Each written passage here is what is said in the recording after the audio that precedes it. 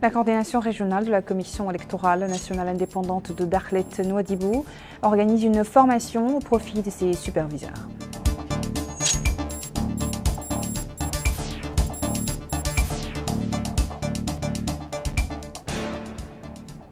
Tijikja se dote d'un abattoir moderne répondant aux normes standards, une infrastructure qui entre dans le cadre de la modernisation de l'élevage en Mauritanie.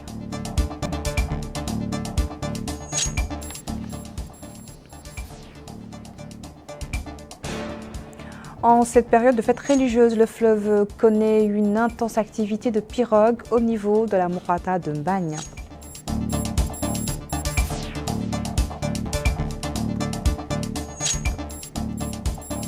Bonsoir, j'espère que vous avez passé d'excellentes fêtes en compagnie de vos proches. En tout cas, je vous souhaite une très bonne fête encore une fois.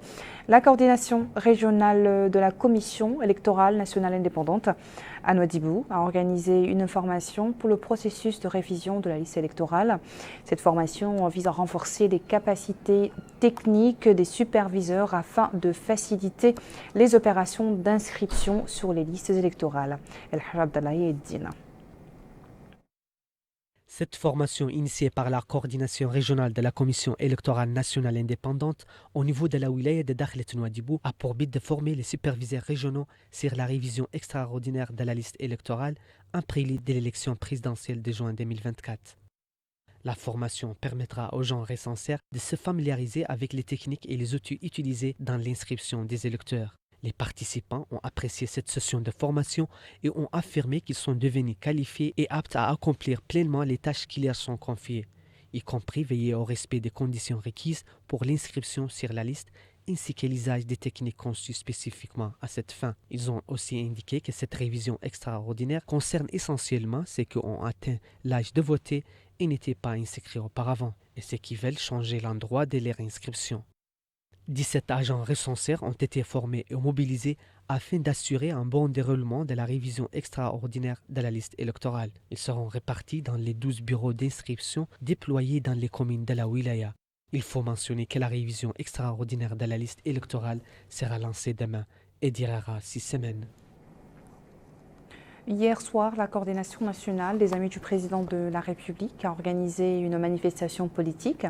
Les différentes interventions étaient essentiellement axées sur la présentation de cette coordination et de ses objectifs, tout en exprimant le soutien inconditionnel, disent-ils, de ses membres et sa direction pour le soutien du Président de la République.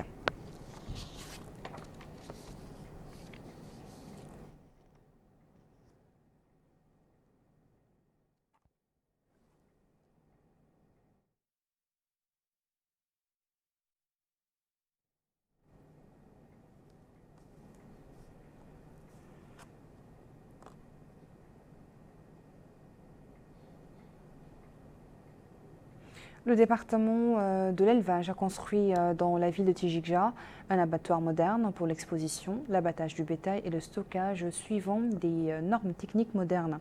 Cette réalisation s'inscrit dans le cadre des efforts du secteur visant à organiser et moderniser les activités liées à l'élevage. Moussa Ndiaye. Le ministère de l'élevage, à travers sa délégation régionale Otagon, vient d'enregistrer une nouvelle réalisation pour renforcer ses infrastructures de base à l'intérieur du pays.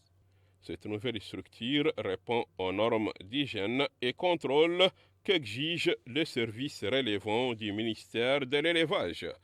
M. Mohamed Remin Oulomrabat, inspecteur vétérinaire à Tijikja, a déclaré que c'est sur décision du ministère de l'élevage que cet abattoir a été construit.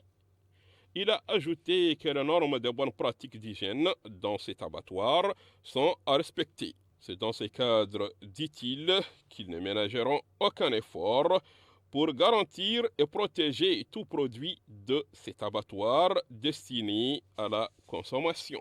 Face à cette importante action du ministère de l'élevage, l'association des éleveurs locaux, à travers le président de l'association, M. Hassani Oulicheikh, a saisi cette occasion pour remercier son Excellence, M. Mohamed Oulicheikh Al-Qazouani, président de la République, pour l'intérêt, dit-il, qu'il accorde au secteur de l'élevage en Mauritanie. Ce secteur, précise-t-il, constitue l'un des piliers de l'économie nationale.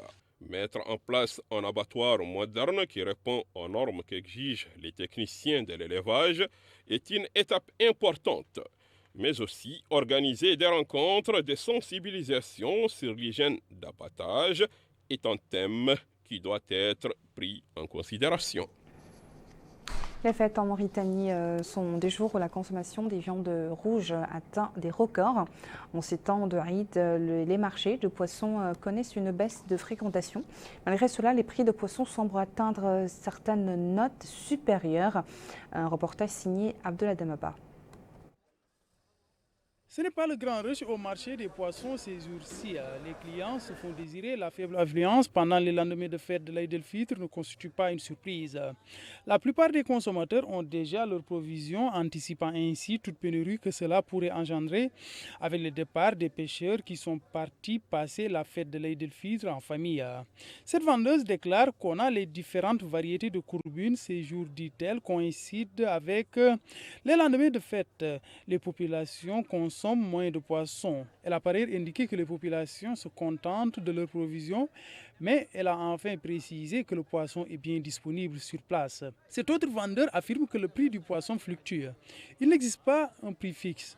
Le courbine, dit-il, existe de même que le tchof. Il a ensuite déclaré que le prix du courbine a grimpé un peu, ce qui n'était pas le cas auparavant avant la fête.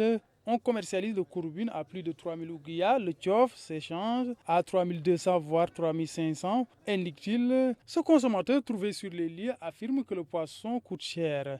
Il a aussi déclaré qu'ils font face à un problème au niveau de ce marché, car le citoyen achète le poisson à un prix élevé du fait, déclare-t-il, que le pêcheur étranger vend sa capture à un autre commerçant étranger qui commercialise ça à un prix supérieur au prix d'achat auprès des pêcheurs.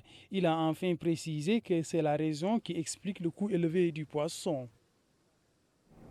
Il fait chaud sur l'ensemble du territoire national depuis quelques jours, mais les habitants de la capitale du Trarza, Rosso, doivent se faire à des conditions climatiques caractérisées par une température élevée et des vents de sable intenses. Les services météorologiques confirment que cette situation va perdurer jusqu'à la fin de la semaine. Retour à Moussanjay. À Rosso, depuis quelques jours, c'est sous un soleil qui brille avec chaleur et poussière que les habitants de Rosso attirent l'attention sur la perturbation du réseau routier et leurs activités professionnelles. Témoignage. Je viens de PK12, il fait chaud, la poussière est là. Hier, la situation était difficile.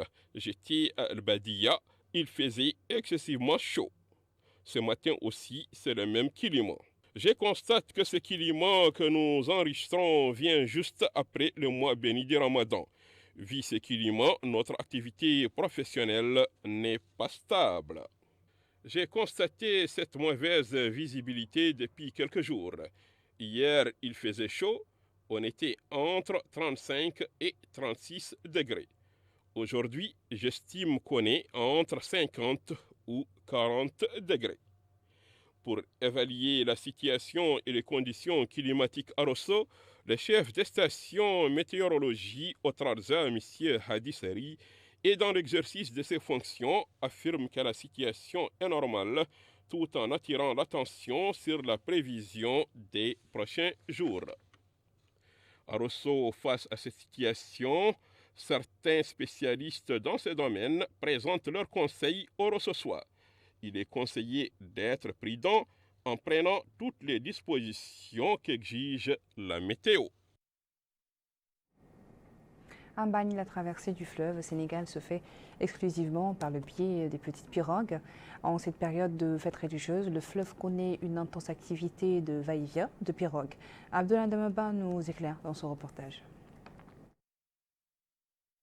Au bord du fleuve, la pirogue est un moyen de transport privilégié, particulièrement pour les habitants des deux rives qui désirent se rendre dans l'une des deux rives. Ici, au niveau de la Mokata de Mbagne, la pirogue est utilisée par les usagers des deux rives. Ces piroguiers s'adonnent à ce métier.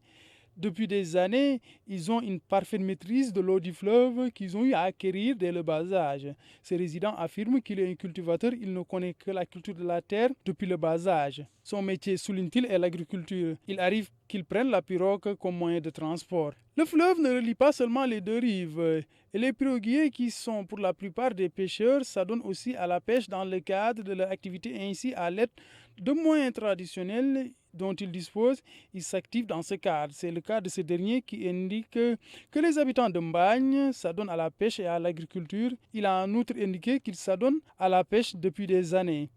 Ce qui, souligne-t-il, est un métier valorisant. Les piroguiers jouent un rôle essentiel au niveau des deux rives, en plus de l'appui considérable qu'ils apportent aux populations entre les deux rives. Ils participent aux échanges commerciaux entre les deux pays. Avant de clore cette édition, on zoome sur Fatima, dans la ville d'Atar, une jeune femme qui a décidé de faire comme les hommes de sa ville, travailler dans un atelier de soudure métallique, dans un métier réservé jusqu'ici aux masculins. En 3 années, elle est arrivée à s'imposer comme le montre ce reportage de Yogiha Aouva. Jusqu'à une date récente, le travail de la soudure et du commerce était l'un des domaines réservés aux hommes, du moins dans certaines villes du pays. Jusqu'au jour où la jeune Fatima Mint Mohamed Sambe a décidé de franchir le Rubicon.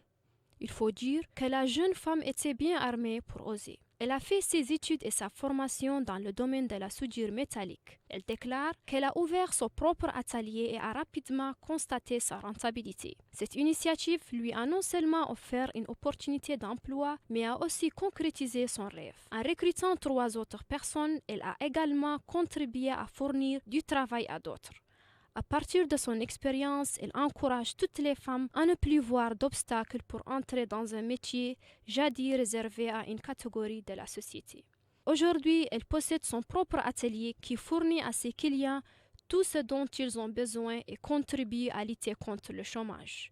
Elle fabrique des portes, des fenêtres et tous les appareils ménagers dans toutes leurs variantes et fournit également des matériaux de base au marché tels que le fer et le bois, avec une qualité élevée et des prix abordables pour tous. Quant à la perception des gens à son égard, après son rentrée dans ce domaine, Fatma a déclaré que ce regard était un regard d'étonnement car elle est la première femme à aborder ce domaine au niveau de la wilaya de l'Adrar. Ce jeune homme a déclaré que grâce à Dieu, le travail ici est de qualité. Nous avons trouvé de bonnes opportunités d'emploi et rien ne nous manque. Le salaire est satisfaisant, bien meilleur que celui que l'on pourrait obtenir en restant à la maison. La présence féminine dans ce domaine est appréciée et prise en compte par ses collègues et ses clients, qui se tournent vers elle pour demander ce dont ils ont besoin. Une expérience féminine dans le domaine de la soudure et de la menuiserie à Atar confirme la capacité des femmes à travailler et à persévérer dans une profession qui était autrefois réservée aux hommes. Nos encouragements à Fatima, ainsi prend fin notre édition. Merci à vous de nous avoir suivis. Le rappel des titres à la une. La coordination régionale de la Commission électorale nationale indépendante de Dakhlet Modibou organise une formation au profit de ses superviseurs.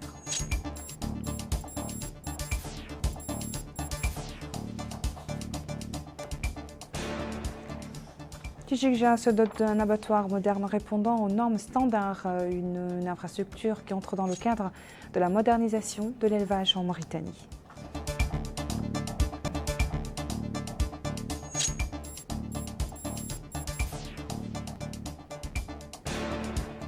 Les périodes de fêtes et fêtes religieuses, le fleuve connaît une intense activité de pirogue au niveau de la Mourata de Mbagne.